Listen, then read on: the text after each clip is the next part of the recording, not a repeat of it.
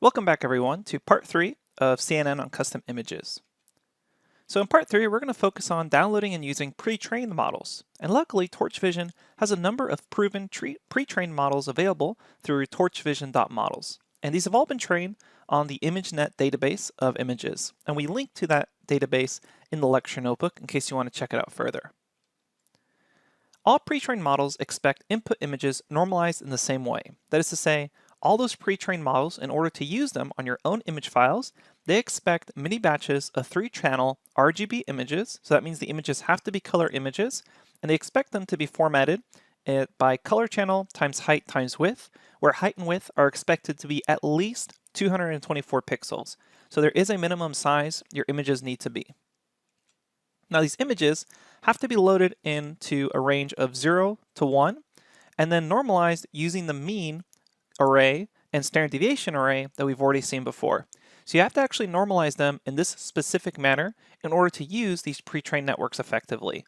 Now we already did all these transformations on our images. So if you had your own image files, all you would need to do would be to copy and paste the transforms that we've done on the cat and dog images to your own images. And for this particular lecture, we're going to be using the AlexNet. Here's the AlexNet, and essentially it's a series of really large convolutional layers along with some pooling layers, and then at the end we have some fully connected layers. And keep in mind, this image here shows at the very end 1000 as the output layer, but for our case, we essentially just need to edit this so that it only expects 2 outputs at the end, either dog or cat. Let's show you how to use all of this in the Jupyter Notebook. Okay, here we are at the notebook where we left off last time. If we scroll all the way back up, recall that from TorchVision, I imported models, so that's a new import. And if we come all the way back down and start exploring that models object, so if I say models dot and then hit tab, you'll notice that there's a variety of models that I can automatically load in. So you feel free to investigate any of these different models available. We'll be using the AlexNet for simplicity and effectiveness. You'll actually see it performs extremely well. And essentially what happens is when you actually select one of these models, it's downloaded to a cache directory the first time they're accessed, and then from then on they'll be available locally. So if you have a firewall or corporate internet that maybe blocks your ability to download files, you may experience some issues here. So keep that in mind. You're going to need full admin permissions to download stuff from the internet and then save it locally. Let's go ahead and use AlexNet. So we choose that lowercase AlexNet, and then here what we're going to say is pre-trained is equal to true. So that way we actually download the pre-trained weights. And if you did not say pre-trained is equal to true, it would just load up the structure. So we'll say AlexNet model is equal to models.alexnet. Go ahead and run that, and you can see here it's downloading it right now. So I'll skip forward in time until this is done downloading. Alright, so that finished downloading. If you get some sort of warning that the message rate's being exceeded, that's totally okay, as we've seen before. What you should do is, after this is done downloading, go ahead and check that it downloaded by simply just calling off that model, and you should see the model's architecture, the convolutional layer, rectified linear unit layer, etc. Okay, so what we need to do is we want to freeze certain feature parameters. We want to freeze the pre-trained weights and biases. So in order to do that, we're going to set .requires underscore grade or gradient to false. That way, we don't propagate through those pre-trained weights and biases. So what we'll do here is say for param in AlexNet model.parameters, open close parentheses, say param.requires underscore grad is equal to false. Next, what we want to do is we want to modify the classifier. Recall from before that this network was trained to classify 1,000 different categories, and really what we want to do is just classify at the very end 2 of them. And if you take a look at the network architecture, it's separated using this specialized sequential object. And this sequential object essentially can create a sequence of different layers and activation functions. And so there's this main one with the convolutional and pooling layers, and then we have this average pooling layer, and then finally we have this classifier sequence. And this classifier sequence is the one that we need to actually grab and edit. So what I'm going to do is to make sure that my initializations for weights and biases on our new additions are the same for both of us, go ahead and set a manual seed. And I'm going to arbitrarily choose 42, essentially just setting a random seed, so that's the same as mine. Then call alexnet.model, and then call classifier. So we actually grab essentially this sequential series, and then I'm going to set it to something new. We'll say nn.sequential, and sequential allows us to just really quickly add in layers and activation functions. So we'll say nn.linear,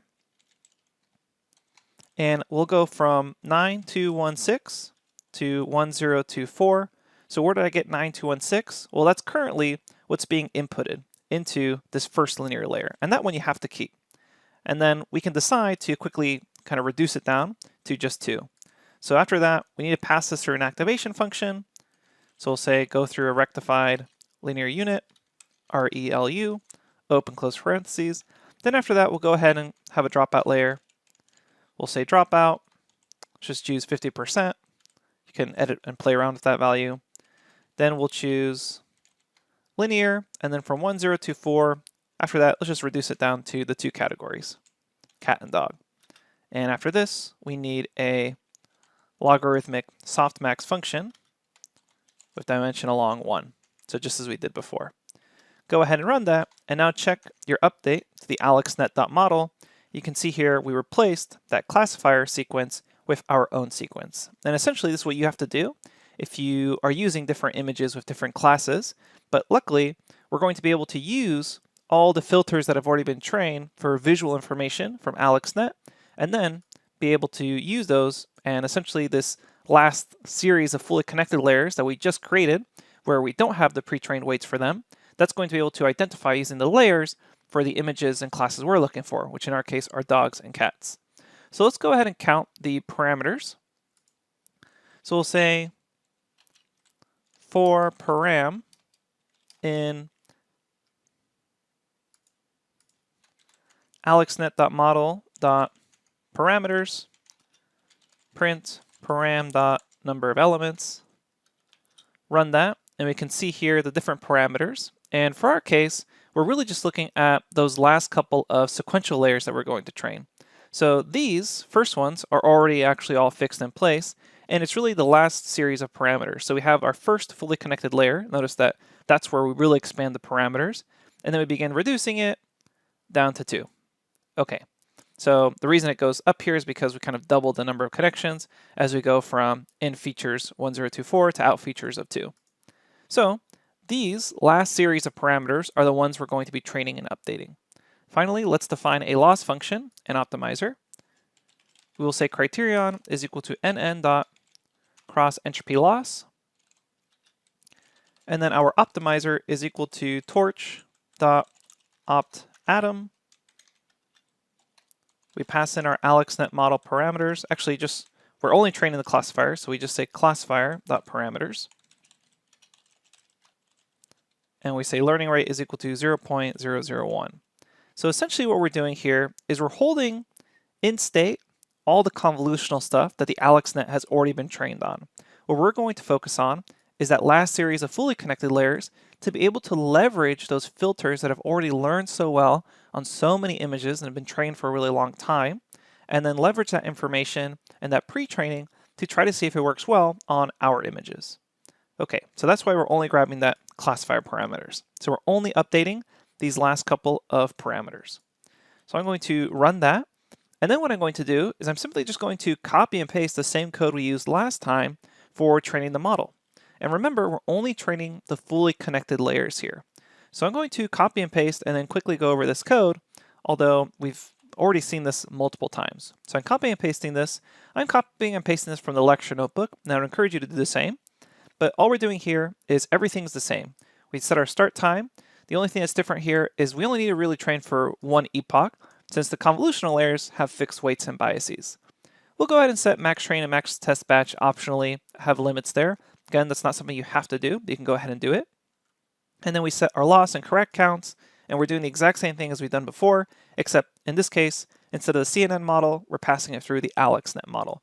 And then we get our prediction here, ypred, and then check out the loss and continue. Everything else is pretty much exactly the same as we did before. So let's go ahead and run this, and this should be quite a bit faster since we're only updating and training on those last fully connected layers. So go ahead and run that, and make sure that you see the first initial output. And I'm going to fast forward in time until this is done training. Alright, so this is done training now. Notice it was much faster than previously, and we're also getting much higher accuracy, which is a good indication that the filters that AlexNet learned are applicable to our images. So what we're going to do is let's go ahead and just print out the number of tests correct. And it looks like we're getting 2,737, and recall that if we grab this item, just to get that number, whoops, let's grab it from the correct index position off this tensor. So there's our item, and let's get the actual accuracy by dividing it by the batch size, which was 3,000. So it looks like we're getting 91.23% accuracy. All right, finally, let's choose a single image and run it through both of our models and see how we performed. So I will say image underscore index is equal to, and I'll start off with just 2019, but you'll see in a second that we can change that number to whatever we want. And we'll say IM is equal to, and we're going to inverse normalize our test data at that particular image index. And then we just want the actual image, so we'll say 0. At index 1 we have the label, so we don't need that. And then we'll say plt imshow, and I'm going to copy and paste the code that allows us to display this image correctly with matplotlib. So we run that, and we get this picture of a cat. And notice this may be a hard picture to classify since the cat is not looking directly forward, and also it's for a computer to see this, it's going to be a little hard to actually understand what's going on because it looks like it's been stretched out or maybe even a little blurry here, especially the cat's body. And the cat's face is white, but the body is black, so that might be a little confusing. Let's go ahead and run this through our first CNN model and then through our AlexNet model and see if one of them can predict it correctly. We'll take our simpler CNN model, call eval, and let's show you how to run in just a single image here. We'll say with torch dot no gradient, so we don't want to actually update any weights and biases, we just want to run this. We'll say our new prediction is equal to, we call our CNN model, and then we'll call in that test data at that particular image index. And then we'll grab the image itself, and I'm going to reshape this using view to make sure it's correct. So the batch size is essentially one image, 3 color channels, and it's 224 by 224 pixels after those transformations. And then finally after this, I want argmax. And what I'm going to do is say class names,